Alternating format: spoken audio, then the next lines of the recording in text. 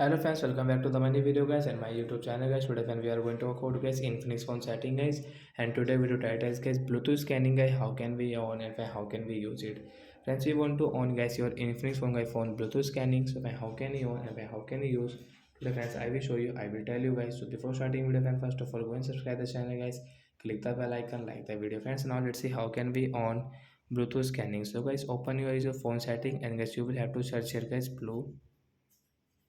Bluetooth scanning guy, we will search here. Friends, you can see Bluetooth scanning guy, we will tap here.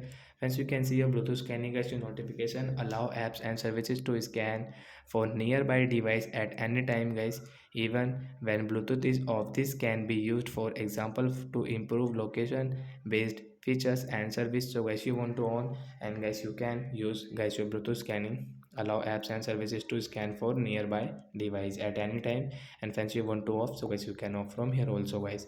So like the guy, we can on and off guys Bluetooth scanning in our Infinix phone device. So bye guys.